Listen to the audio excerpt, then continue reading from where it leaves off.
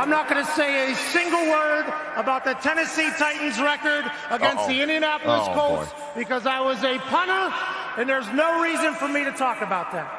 With that being said, we did not punt much against the Tennessee Titans, so you probably have no clue who I am to begin. Look, I'm unstoppable. Forget your defense, nothing but an obstacle. Run it back, switch it up, call it audible. Serving up them Hail Marys till the game over with the showstopper. So hot, you gotta blow on it. I said I'll huff and I'll puff and I'll pass to my left while I'm looking to my right. Hit him right in the chest. It be looking like magic. Better give me the throne. I ain't talking about Patrick, but I rep my home. I'm never at the end of my zone. I'm bad to the bone. Eating up these pig skins like they chicharrones. And you a douche cabron. Mira, mira at the mirror on the wall. I'm the greatest of them all. They gon' put me in the hall. Your name is only written in a bathroom stall. Quit your stalling and make a play. My drive too long. Pop the clutch, I don't pump the brakes. I know what it takes to gain the muscle, get rugged. These butterfingers be fumbling, squash a scrimmage and rub it in Robitussin. How I give them concussion, they seeing double, they rushing and pass the shovel, the dirt and rubble, I bury them under it. Stay in your huddle and get 10 yards back, never turn your back. I'ma pull your flag, I go full contact, out punch, out kick like a shotgun. Welcome back, people. Welcome back. Football isn't fully back, but I think we're officially back. Training camp is in. They just did the first day of pads, but we're gonna get to all that. So before we do, welcome back to the HorseShoe Mob podcast, where we're talking everything Colts, and we try not to. We try to be peaceful here, and we're gonna try to be peaceful today about some of the other fan bases because we got a special guest. We got family in the building. Okay, you know that when family's in the building, you can only talk about so crazy. Okay, so we're not going to get too crazy, at least just yet. But if anybody pops in with some Levis nonsense, I'm going to tell y'all about your Mayo maniacs out there. Okay, so we just going to do that. But welcome to the HorseShoe Mob podcast, where we're covering everything Colts, where we have a special guest with us. But before we get to him, we are going to go ahead and make sure that you are going to www.fanbattlesports.com, where you see all AFC South related content. But you don't go there for everybody else. You go there for the Colts, and you'll be able to see our articles. Once I actually figure out how to get all 900 photos that I have on my camera off of here, then you know what? That's what we're going to do, and you're going to be able to see more articles on there as well. James knows exactly what I'm talking about. He was out there with the super professional camera. I was out there with my baby camera. I'm just getting started, but you know what? One day I hope to have that. All right? But make sure that you're going to www.fanbattlesports.com for all your Colts-related content, articles, past episodes, bios, everything that you need Colts-wise. And yeah, so you know what? Without further ado, let's just get to it. You may have seen this man before on here. We've had him on here a while ago. But then you may see him just posting for The Athletic. You'll see him just going ahead and hitting people with the questions that count when it comes to the media tent. We have with us The Athletic Zone, James Boyd. Welcome back. And I'd been, and we had this talk, and if it's okay with you, I want to go ahead because I know that. Go ahead, my boy. Go ahead. So we talked about the fact that I think I hit you up like last year sometime to be like, hey, we had you on the show. We wanted to get you back on, and it was no answer at all. I'm just like, oh, okay. I'm like, yeah. I'm like, I guess we small time now. But then it's just like, you said that the message requests are a little bit crazy. So, that was yeah. Yeah, they blew up after I covered Caitlin Clark for a little bit. Obviously, anything with her gets a lot of attention. And so it got flooded to the point where I couldn't even get through like all of the nonsense. And I thought I was following you, but I wasn't. So that's my fault. Because all the ones that I follow, they can hit me, but everybody else has to go through the request thing. And for those who are in Indy or been around my Twitter feed during the Caitlin Clark months and the first time she was kind of here, you kind of saw the fireworks there. And it's kind of hard to go through 1,000 or 100 and something DM requests. Yeah, no, it's all good. It's all good. We understand. When you explained it like that, I was just like, oh, fair enough. It gets real. Right. It gets real sometimes. Yes, but you know what? For those that don't know you, tell the people about you, your background, and what it is that you do specifically now, within the Colts and around the Colts organization. So I'm going into my third year as the Indianapolis Colts beat writer for The Athletic. This is year number 2 of me flying solo. The first year I was with Zach Kiefer, who's now moved on to the national role. He actually just put out a really great story on Grant Stewart, the great special teamer for the Colts. He has a crazy backstory and probably one of the most improbable journeys to the NFL ever. Like, he has really been through everything. So when you see him play the way he does, and you read his story, you'll understand why he plays like his hair is on fire. He's got all the long hair looking like Samson out there. So that's cool. But yeah, for me, man, like I said, I'm going into my third year. I'm enjoying it a lot. I think I know the team a lot better than I did. Obviously, I have more connections around the team. Jim Irsay actually knows who I am. Chris Ballard knows who I am. Shane Steichen knows who I am. Zaire, other players around the team. So it just helps to have that name recognition, that presence on the beat. And I'm looking forward to what could be a really special season here in Indianapolis, as long as number 5 stays healthy. Mm-hmm. Please don't say that too many times, because as soon as that one tweet was released today about the ankle getting rolled up on, and and I'll tell you, it was immediately like, he's hurt again. I'm just like, did you read the whole thing? Did you read the whole thing? Because it said that he got up and was there next series.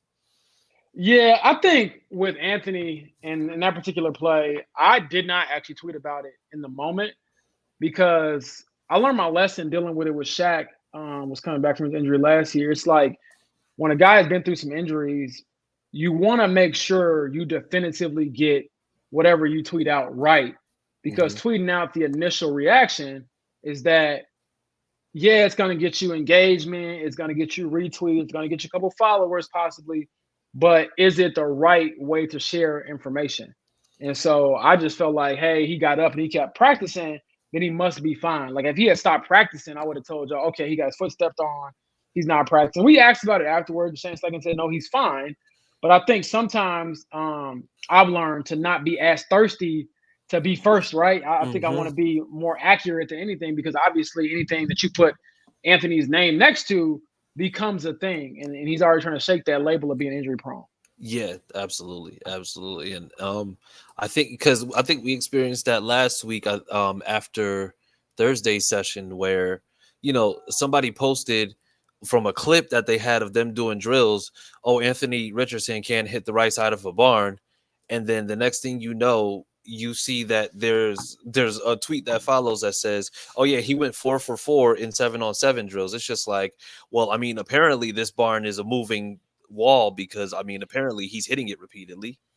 Yeah, so you know what, that was actually a little bit of like a double-edged sword, because he really did look kind of bad in warm-ups that day, and I was like, what the heck is going on? Like, it was the first day, or one of the first days of camp, and I'm like, is his shoulder good? Is he loose? Like, what is going on? Because he kept missing really high on like routine throws, like 15-yard, 20-yard red zone throws, and I'm like, man, okay, this is weird. And then he goes out there in the team periods in 11-on-11, and he rips a fastball down the seam to Alec Pierce for a touchdown on one of his throws. And I was like, okay, like, I guess that was just some weird warm-up routine, or maybe it shouldn't be a routine. Maybe you should hit the throws in warm-ups and in the team periods. But that's another example of, sometimes people can get a little too overzealous. Not saying we can't report it. When we put out what we see, we can only videotape certain parts of practice as media members. The funny part about that is that if you're a fan and you're in the stands, you're not supposed to, but they can't really stop you from putting your phone out and filming the plays that tell us we can't film. So it's all like kind of weird. So it's always funny when people are like, well, how come you didn't post his touchdown throw? I can't. Otherwise I would. But I think that was one of those days where AR just looked really shaky to start, and he came out and cooked them up. Yeah, absolutely. And before we go any further, and I do apologize, because I skipped over the guys, and I can't be skipping over the guys. Okay, we can't do that. They know it already, man. They know they do. They do, but still, we're fine. I mean, you know what I'm saying? Like, all right. So then we have with us Austin Cook. Yo, what's up? I'm Austin. Josue Senior. What's good? And I'm Chris Jackson. So yeah, so we got that out the way. All right. So now with that being said, you of course, you cover the team every day, training camp. And so I think we have there's maybe like 4 training camp sessions that are in the books as of right now, right? Yeah, I believe actually today was, yes, day 5 overall, and then day 4 of practice. We came out one more time for a report day. So yeah, 4 practices. Okay, yeah. And so because I want to pick your brain, because I know, like, since you've had a chance to see it, what have your impressions been thus far when it's come to training camp and what's going on so far with the team? I think for me, I am pretty mild on the team as far as what I've seen so far, just because a lot of it is the same, right? I expect Kenny Moore to be Kenny Moore. I expect Julian Blackman to have a big camp. So I've paying a lot of attention to the, I guess, quote unquote, problem areas or questionable areas. I think that right now, when you look at this team, you're questioning, okay, free safety and cornerback. Those to me are probably the biggest ones because you don't have a clear-cut starter at either position. Now, obviously, like I said, you got Kenny Moore. I would think you have Juju Brents on the outside. He's a second-round pick from last year. He should start this year. But that third starting spot is still kind of up for grabs. I would say right now, Jalen Jones is probably in the lead for that, just because he's gotten the majority of the first-team reps so far. But they're still working Dallas Flowers in there. And to remind everyone, and I talked to Dallas about this, he's like, hey, I was a starter last year coming out of camp, and I started 4 games, and he looked pretty solid in those 4 games before he went down with the Achilles injury. Yeah. So yeah, they're working through that. And then free safety's been like the most alarming one to me because I expected it to be, Rodney Thomas versus Nick Cross, and it's been that, but it's also been a little Ronnie Harrison as well, which, as you all know, probably on the team last year, when he got picked up, he was a safety, then he switched to linebacker. He was a strong safety, switched to linebacker, and now they're playing him at free safety again. So not to say he's not talented, but to me, I'm like, man, if you're playing a guy at free safety who hasn't played this position at all in the NFL ever, what does that say about the guys who have played free safety for you? You're still experimenting with him. So Yeah. I'm just curious to see how it, how it kind of goes and how it shakes out. No, absolutely. And we do actually have a question that like I said, we can all kind of just jump in. Well, you can jump in, and I do want to say, because Eli's question is unbiased thoughts on AR. And I will go ahead and give this caveat beforehand. James, even though he covers the Colts, he's not a Colts fan. He's not a Colts fan. He just so happened to come to our neck of the woods, and we appreciate him for that. That's why he's a good brother now. That's why we appreciate everything that he does. So yeah, so give us your unbiased thoughts on AR. So my unbiased thoughts on Anthony Richardson, I think that he has all of the tools to be a special quarterback.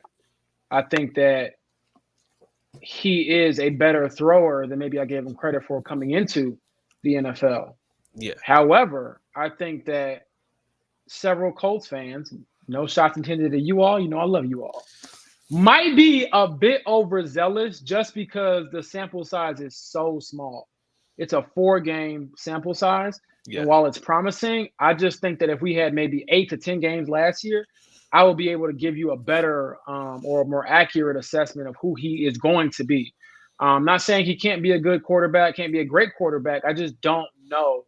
There's a lot of question marks still there. So I think that he is going to have a stinker game because it happens to every quarterback, no matter how great you are.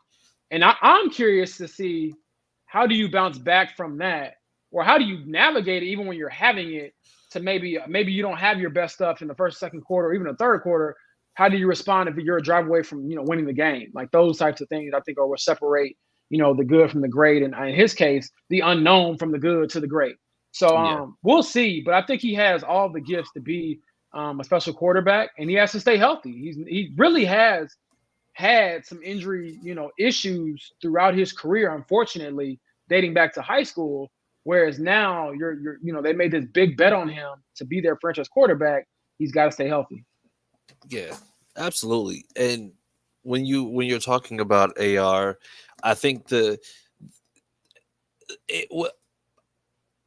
there's a certain portion of the fan base, and this goes with anybody.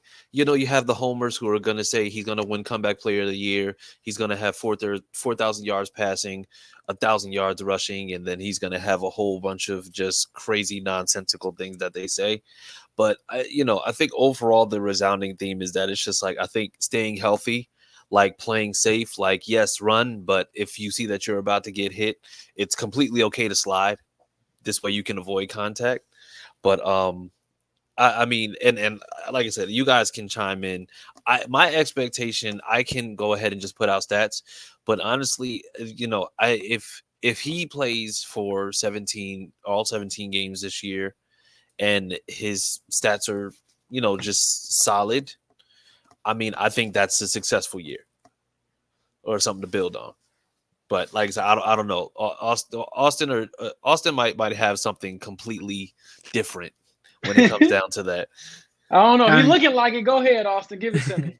I don't really have anything different. I agree. I think the ultimate goal is for him to stay healthy, and just hope we see something positive come from the season out of him. Like, make sure that 4th pick in the draft wasn't a waste, and he can be the franchise quarterback. Yeah, absolutely. And Josh about to troll. I know Josh is about to troll because I see it on his face. Nah. Honestly, I mean, when we drafted this guy, you guys know I was really excited because we never had a dual threat quarterback.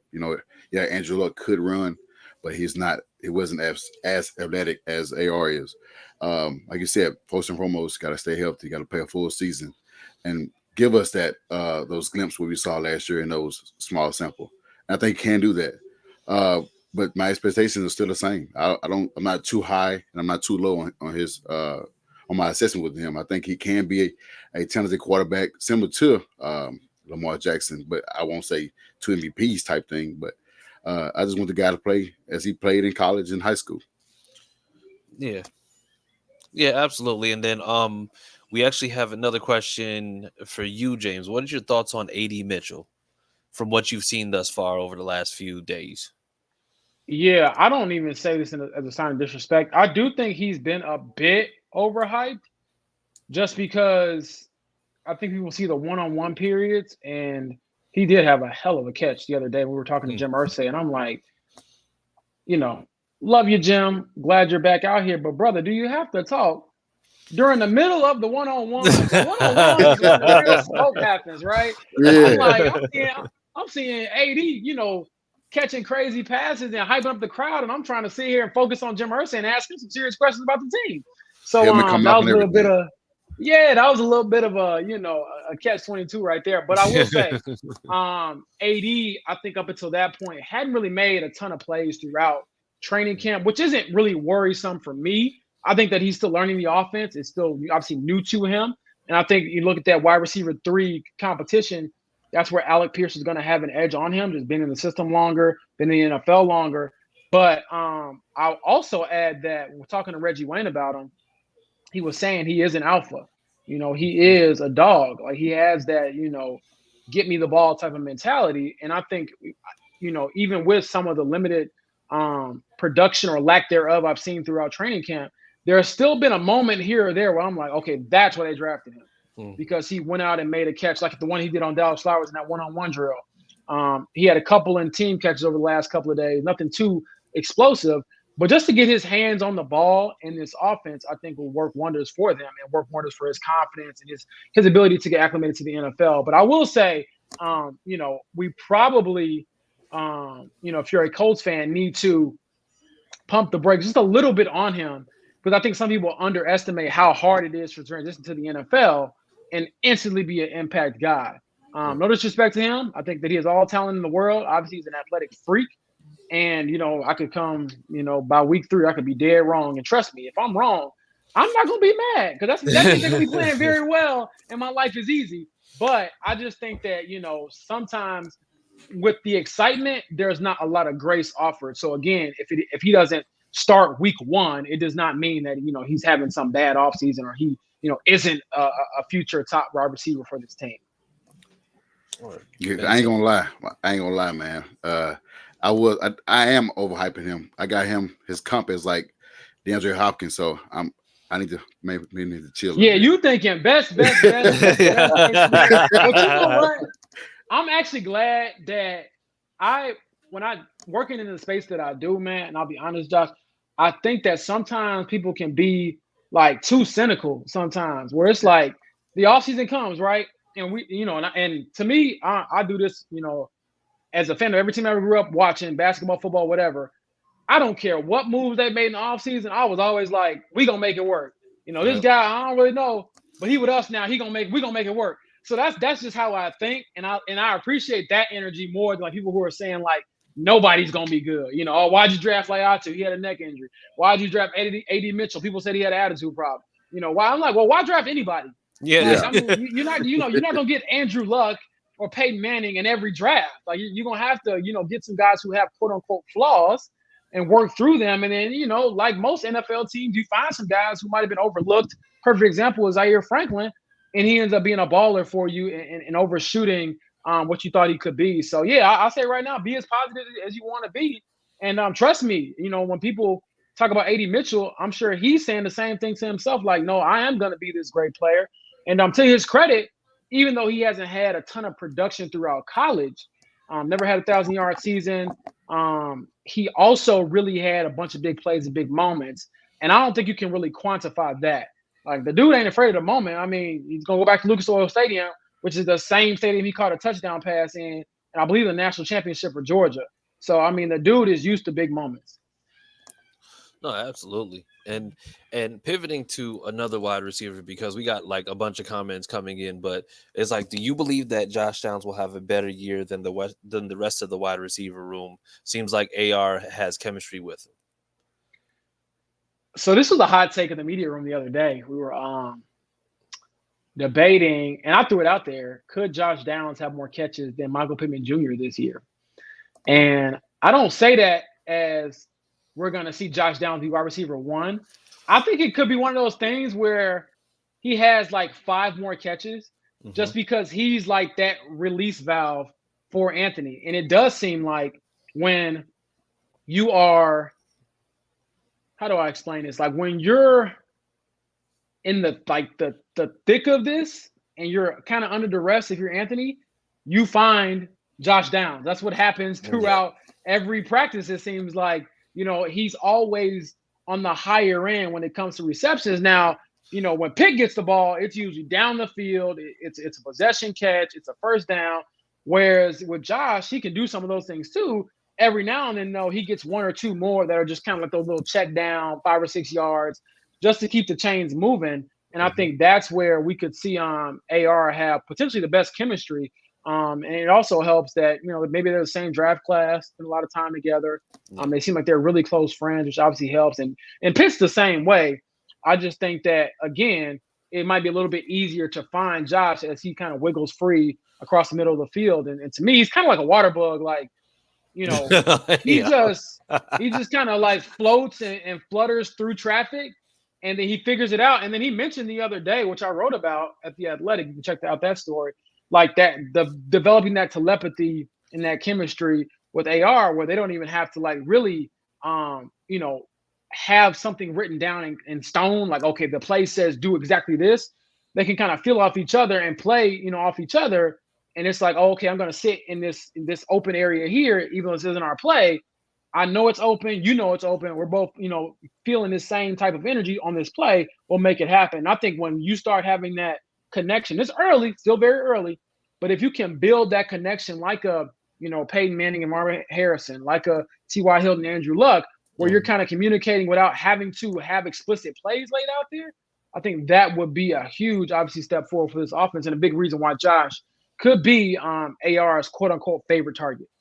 Yeah. Yeah, and I think the other thing that he mentioned the other day, I think it was on Saturday session.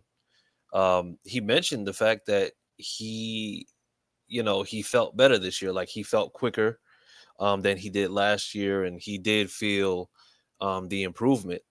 And it's also the attitude, because his attitude is just like, I got to keep working because I got to keep getting better continuously, even though he says, I do feel better. I feel quicker.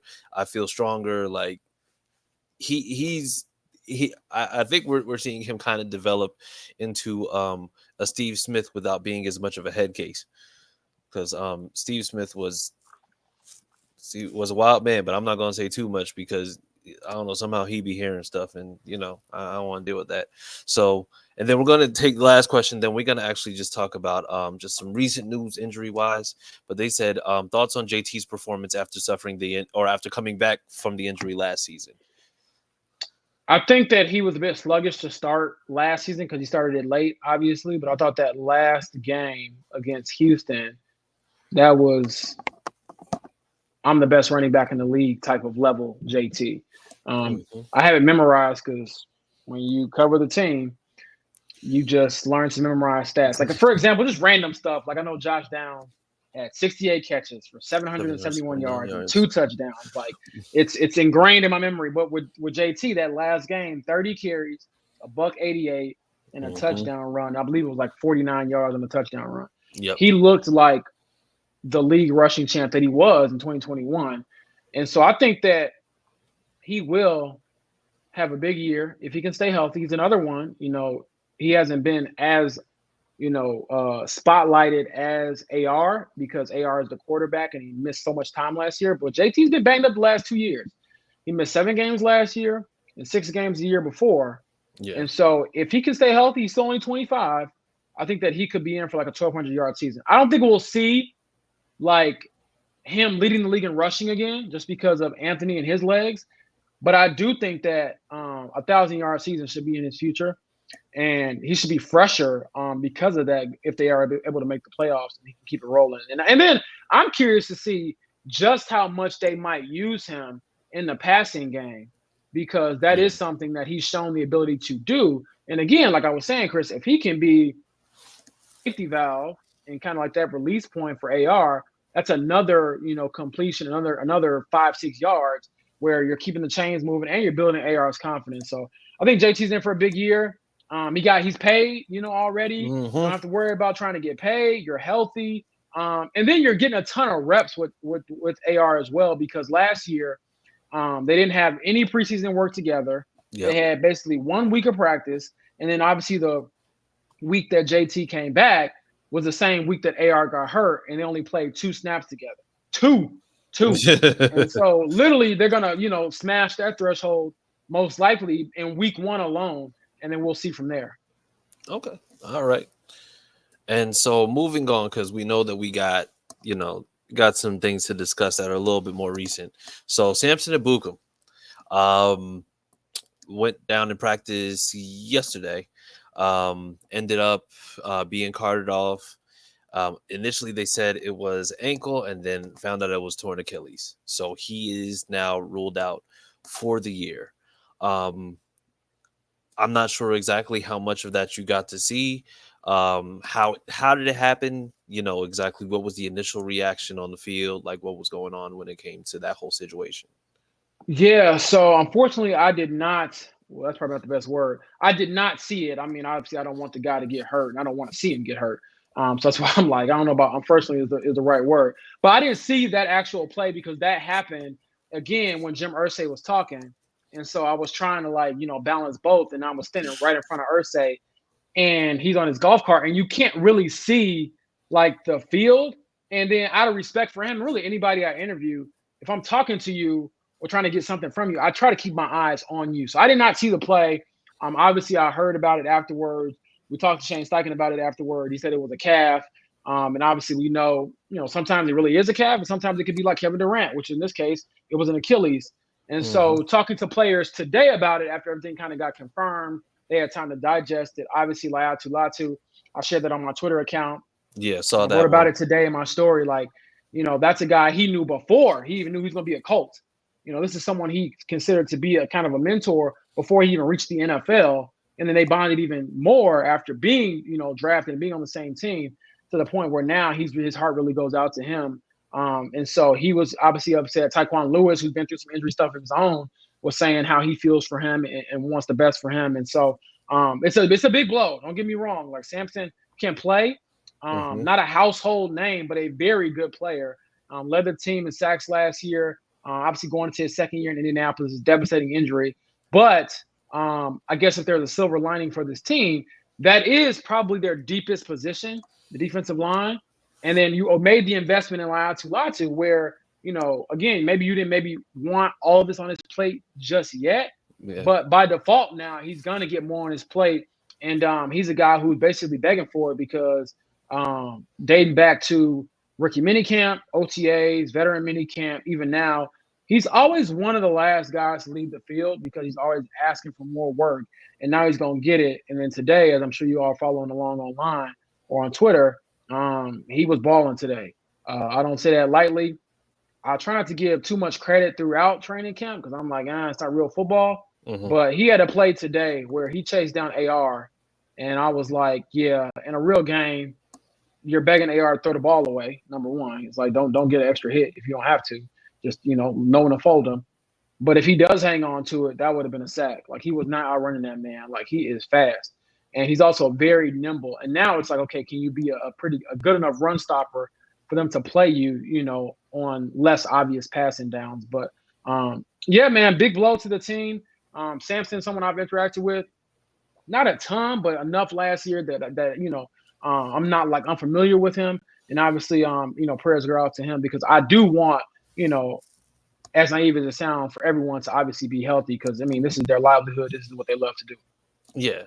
Yeah, absolutely. And I'm going to say, so news came out, and like I said, everybody can kind of jump on this one, but news came out that Levi Bell, I guess he last played for Seattle.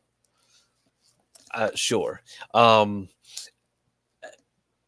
I know that seems more like a depth thing as opposed to it being like an actual move to potentially replace. But will a move be made to potentially replace him, or do they just kind of search within the roster to see exactly like who's going to be that next guy up? I think that this is a depth piece. They could go out possibly and get somebody, but at this point in the offseason, the quality defensive ends are just not there. And this is where you have to kind of go into your stockpile. It's funny you mentioned the Levi Bell thing because I'm sitting up here trying to confirm it, and I did. So it's like I'm in the middle of trying to tweet it out and give credit and all that stuff. But for those listening, just because you hear something, and even if you know it's right, the non-lazy thing to do is to follow up and make sure that, everything's on the up and up when it comes to transactions. So with Levi Bell, he sounds like he's been more of a USFL player than an NFL player. He was only on Seattle's practice squad last year, from what I understand. I don't know if he got any games. I've been looking it up, and I haven't seen any game action in the NFL. But nevertheless, we were talking about it when I was leaving practice today. It's like you just need bodies at some point. Now, I don't think he's going to be, some player's going to be here long term. But, kudos to him. You get on the roster, you never know what could happen. But this is where one of those things where just from a attrition standpoint, you don't want to not sign someone to have your current players kind of overdo it with reps. You need some bodies out there, even the third and fourth string guys, you need him out there. So that's kind of the role I would expect him to play.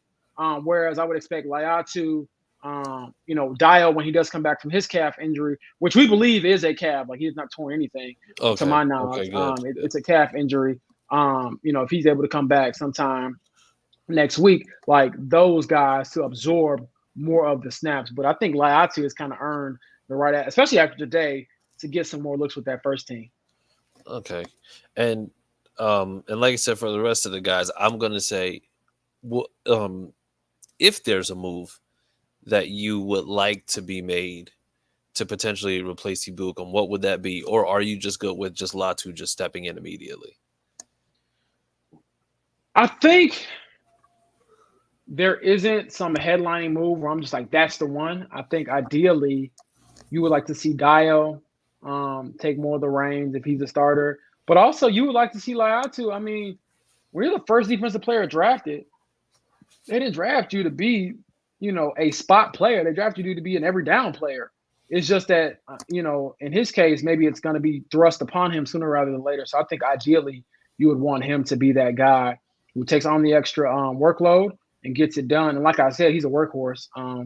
If there's one thing I've learned about him, even just getting to know him for the last couple of months, it's that he will not fail because he doesn't work hard. I mean, if there's a reason why he doesn't succeed, sure, that happens, but it won't be because he's not trying, he's not learning, he's not, asking questions. Because the dude, when you talk to him about pass rushing, like technique of it, it's like he enters a different language. And to me, I'm like, okay, now you're seeing that expert pass rusher knowledge come out, because that dude's eyes light up and he'll go start telling me about chops and swings and clubs. And I'm like, I ain't heard about none of this. I'm like, only chops I know is pork chops. The swings I know is the one at the park, and only clubs I know is the one I've been, dancing in. Like, I don't know none of what you're talking about, but he gets the job done. Yeah. I'm so serious. I know you are, and that's the funny part about it, because just like when you mentioned pork chops, I'm just like, oh he like he trying to go to somebody cookout soon, right? I mean, it's just like, but and then for Josh and Austin, if there's a move that could be made for somebody who's out there, and Josh, I'm asking this seriously, because if you say something like, yes, we should trade a first next year for Myles Garrett, I'm gonna mute you. But it's like, so what? So like, what, hold on, man. I don't like this portrayal you have me as, man. Like, I don't talk real football. Go ahead, get in here, Josh. I don't know what.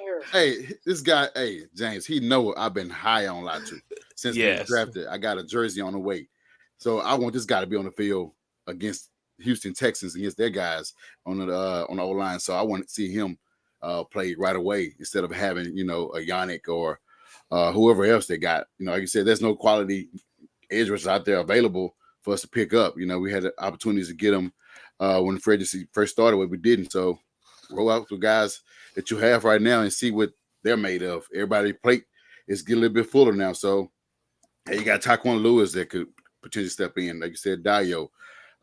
Is that the guy? Hand? Is his hand? Isaiah Land. Isaiah Land. I mean, I'm not saying start, but everybody got their hands full now to make an impact. But 97 is the guy that's gonna have to take over that spot and make an impact early on. So go with him. Yeah, he's gonna have to. Yeah. What about you, Austin? Yeah, I agree. I couldn't think of a guy that's available that we could go get that's better than who we have already. So like, I agree with what they said. Give Latu a chance. Dio whenever he's back. Yeah, I like our guys. Oh, I like. Oh, geez. Oh my God.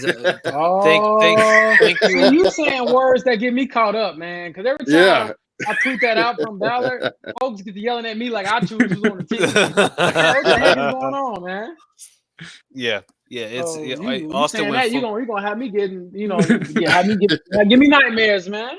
Yeah, you trying to get him hemmed up, like you just like you trying to put that man in an awkward spot. Trying to get me beat up, man. No, but you know what? I will say I'm fine with us kind of going with who we have out there. But I'm saying possibly bringing a veteran, bring somebody in on a vet minimum, maybe like a Carl Lawson, just like somebody who can maybe play outside. Because the thing is, ultimately, and I don't want to be cryptic, but we know that injuries happen, and you want to make sure that you give yourself as much of an insurance policy as possible. So, like I said, I think you bring in another edge rusher, somebody else. I think he's more of like a power rusher, so he could be somebody who contributes. But like I said, I think anything helps at this point. But if they put out Latu week 1, snap 1, if we're on defense to start the game, I'm 100% cool with that. So now we're going to go to this portion of it. So it's going to be who's excelling and who's struggling. And we'll basically go from offense, who you think or who's excelling or who you've seen excelling and who you've seen kind of struggle to get into the rhythm of things on offense. And then you'll do the same on defense. All right. So then with that being said, on offense, who do you think is excelling and who do you think is struggling? I think excelling right now will probably be Josh Downs, just because he looks so much better than he did even last year. And I think that's saying something, obviously, for a guy who had 68 catches and broke Bill Brooks' record for the most ever by a rookie in Colts franchise history. So he's looked really good. He's excelling. I think that Alec Pierce has quietly made some plays throughout the first couple of days of camp, and he's not getting as much love just because he's going into year 3. And at this point, I think with Alec, a lot of it has to do with, okay, can you do it on game day? which he has to prove. I think his first few years have been okay, but they haven't been up to the caliber of what the player he was drafted to be. I mean, he was second round pick, and I believe he was like right around the same area, picked in the same range as A.D. Mitchell. So the expectations of the second rounder is for you to be an impact player. So he's got to bring his impact up on game day. I also think that Trey Sermon has looked pretty good in that backup running back 2 role. Yes. He's getting some reps as well. Speaking of, Darius, you read my mind. Yes. I think that Trey Sermon is probably going to be the number 2 when it comes to maybe that bell cow type of thing, where you take some of those carries away from JT just to keep his body fresh. Whereas Evan Hull could be like the pass catcher type, on third down, and he's a really good pass pro blocker as well. So those are some guys who are kind of stock rising. I wouldn't say anybody's stock is like falling, but I think I guess I'll categorize it as guys you want to see more from. Yeah. Would be probably A.D. Mitchell, like I mentioned. Mm-hmm. You want to see more from him, but you also want to see more from that tight end room. I still haven't seen someone emerge and be like that definitive number 1 tight end. Jelani Woods has had some good moments. He's had some not so good moments. He's had good catches and he's had drops. And so you want to see him be more consistent. He's coming off a year of not playing football, obviously. So I'll give him some grace there. Malali Cox the same way. You want to see him at this point be that veteran leader that's very reliable, and sometimes you feel like you want a little bit more from him. And obviously at this point in his career, you have to ask yourself, how much more are you going to get if he's already this far into his career. And then obviously some of the younger guys, Will Mallory, Drew Ogletree, Kylan Granson is a bit of a veteran now in that room, but still it just feels like they have a lot of guys who do a lot of different things well, but there's not one guy that they can say, we're going to play you every down because you're just that good. And I've had to pick one who has all the gifts to do it. It's Jelani, but we just got to see it. Yeah. And so, that's where I'm at as far as, guys who I want to see just a little bit more out of. But again, it's been 4 days of practice. And I would say, by the time I get to the end of training camp, I'll have a much more like definitive answer of, okay, here's who's stock is rising, and here's whose stock is not rising. Okay, all right. And then on defense, excelling and struggling. And then defensively, I would say excelling is the guys you would expect: Kenny Moore, Julian Blackman. Those guys look good. I would even say that Juju's had a couple of nice reps throughout camp so far, which is good to see. Jalen Jones, like I said, has held his own. The first day of camp, actually, he got the best of A.D. Mitchell, and it's been like that a few times throughout camp where he's been all over him and really kind of stifled him. And he had a really good rep the other day in the 7-on-7 drill against Michael Pittman Jr., where Pittman caught it, but he had blanketed him so well and kind of covered him so well that he kind of pushed the route out of bounds. So, you caught it, but it don't count. And so that was a good play from him. So he's someone where I'm like, okay, that stock is rising. Ronnie Harrison Jr., dark horse. I'm like, again, I'm a bit surprised you're getting free safety snaps, but he came on a blitz call today and batted down one of AR's passes. And Gus Bradley said it the other day. He's like, hey, this dude, when he plays, good things happen. And we saw it last year. He had a pick. The first game he filled in for Shaq Leonard, he had a pick 6 in Cincinnati. I was there for that. And so he does make plays. He gets hands on the ball. So that's somebody else, too, with stock rising. And then, again, I'll categorize it as guys who might need to, or I'd like to see more from. I think that you want to see, obviously, more from Kwity Paye now that Sampson has been down. He had some moments the other day where he looked really good. But you want to see more. You did pick up his 5th-year option. Other guys you want to see more from in that cornerback or defensive back room, I would say, to me, Nick Cross and Rodney Thomas. Like, hey, you got this other guy who can play, and Ronnie Harrison has been a starter on multiple occasions for multiple franchises throughout his career. Can you all, basically, hey, no, you ain't coming over here taking my spot. So I would like to see more out of those guys, and maybe we're tweeting about them making a play here or there, because right now it still feels like that free safety spot is even less solidified than it is for cornerback, which is obviously a big issue. And then the team can still make a move. They can still go out and sign somebody, but I think that Chris Ballard said he wanted to see this competition so far. And right now, I don't see anybody like definitively winning it because Ronnie Harrison was out there with the ones today and got a lot of reps there as well. Yeah. And like I said, I'll open this up to everybody here. But I mean, do you feel like the hesitancy, even if Rodney Thomas is doing well, is in the fact that we've had about 2 years of film that shows kind of otherwise? Yeah, so I think what Ronnie Thomas, and this is just how the game go, him being a 7th round pick, it's a bit easier to perhaps move on from him and say he's not the guy than it is for Nick Cross. And I wrote about this actually the other day. If you go out and sign a veteran safety and you feel like that's going to make your team better, you sign Quandre Diggs, you sign Justin Simmons. I hear it every day in my mentions on Twitter. Okay. If you do that, you basically are going to say Nick Cross is no longer our safety of the future, and we missed on this 3rd round pick, which we traded up for. And that's a big pill to swallow. And I'm not saying it's the wrong decision. I'm just saying there's no going back if you make that decision, which is why I can kind of understand why Chris Ballard wanted to just see a little bit more, because once that bridge is crossed, you cannot come back over the water. Because at that point, Nick Cross would be 3 years into his career, mainly a backup, and then you're going into year 4, a contract year, his last year, and you're saying, okay, now you're going to be a starter? That just wouldn't be realistic in my eyes. And so we'll see how it all shakes out. But I think that obviously, Nick Cross is a bigger name and a bigger asset for this team than Rodney Thomas. I'm not saying that from a pure playing standpoint, because Rodney Thomas actually started more games in his career than Nick Cross. Nick Cross has only started 4 games. 4. It was the first 2 of his rookie year and the last 2 of last year because Julian Blackmon got hurt. That was it. And so at this point, to me, it's like now or never for Nick Cross to show that he can be the guy. Because Rodney Thomas got a lot of run last year in his rookie year and showed some things. I think they know who he is, and maybe he's reached his ceiling, or maybe he won't be like that, Zaire Franklin success story.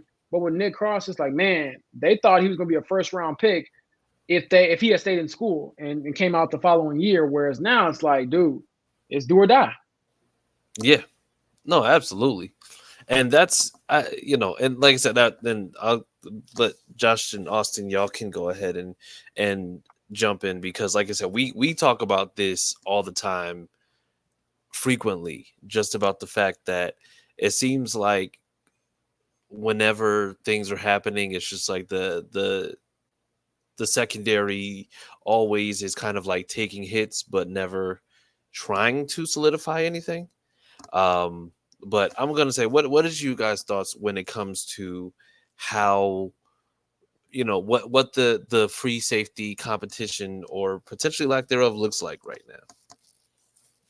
now? I'll let you all weigh in.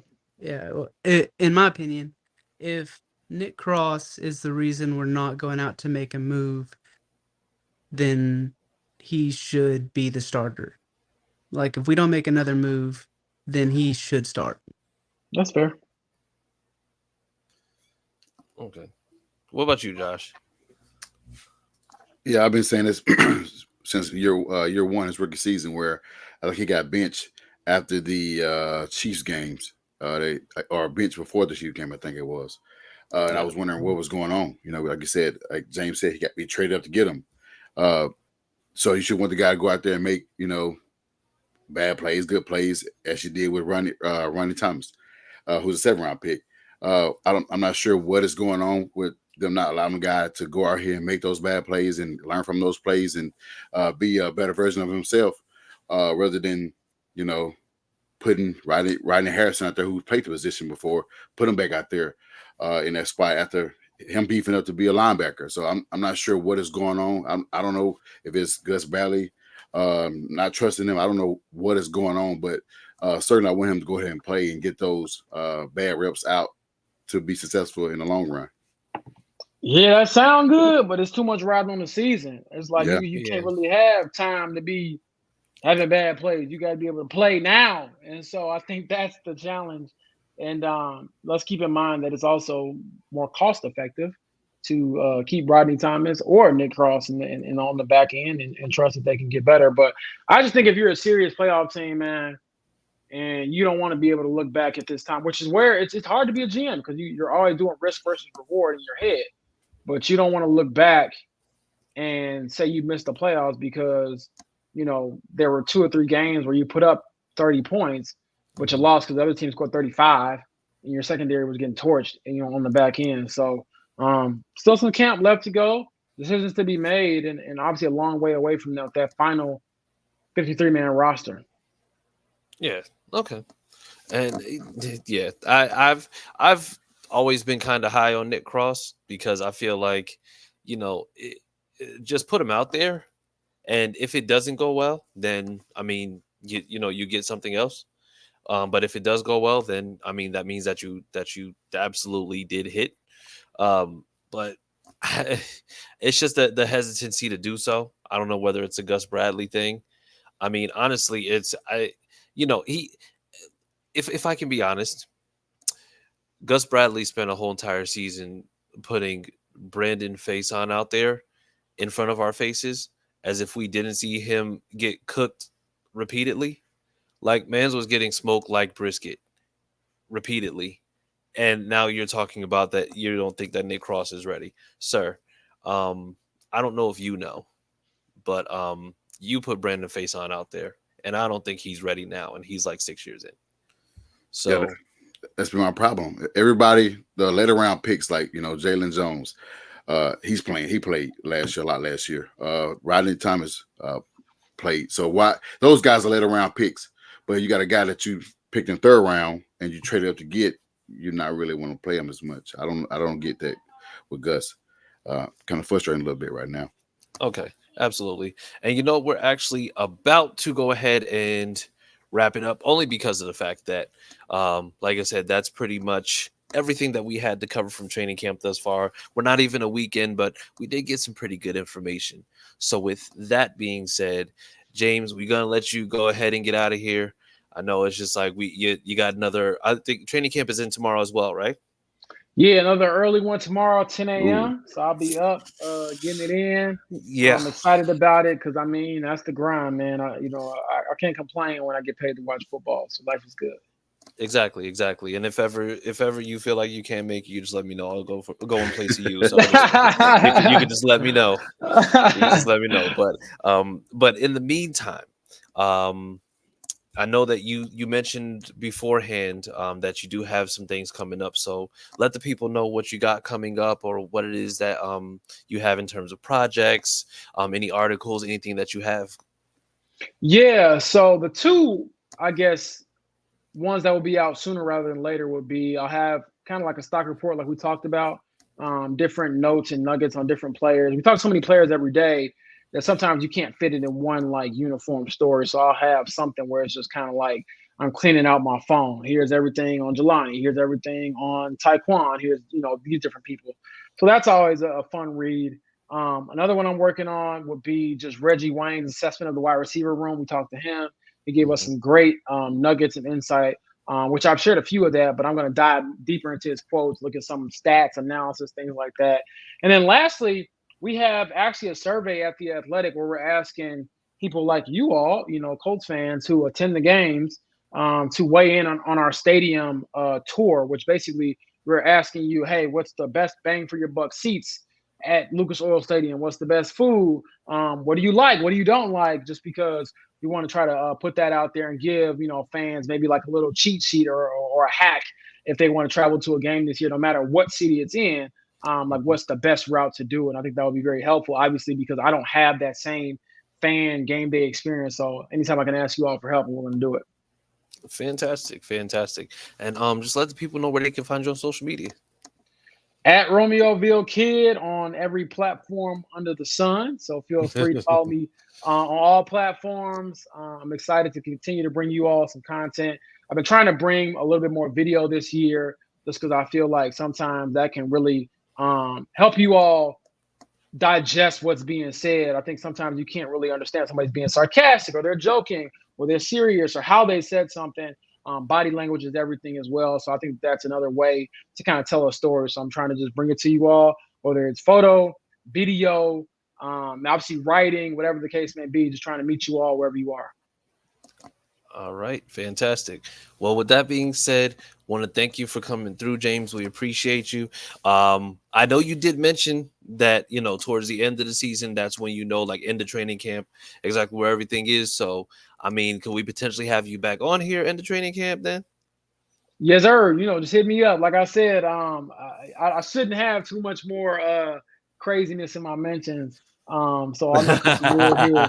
But yeah, hit me up and we'll check back in a few weeks. All right. Thank you so much. Appreciate it, everybody. The Athletics James Boyd. Thank you so much for coming through, James. We appreciate you coming on as always. All right, man. Take it easy. All right, you too, man. Take it easy. And so, with that being said, make sure that you are tuning in. Guys, tell the people where they can see you on social media. Yeah, you can find me on Twitter at CookieAustin2.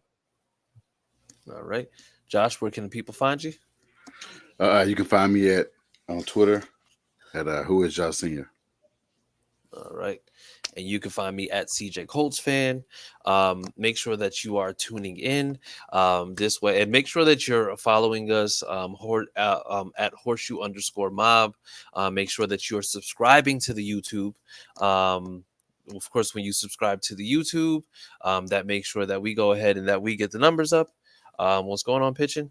And then this way we're able to make sure that we go ahead and interact with you. We love when you go ahead and you ask us questions. So make sure that you're tuning in. But in the meantime, y'all, have a great day. Enjoy the rest of your week. Stay cool, because I know it's just like there's a couple states getting heat waves right now. But you know what? You can always stay cool if you always keep in mind that Sam loves Jalen Ramsey. And we'll see you next week.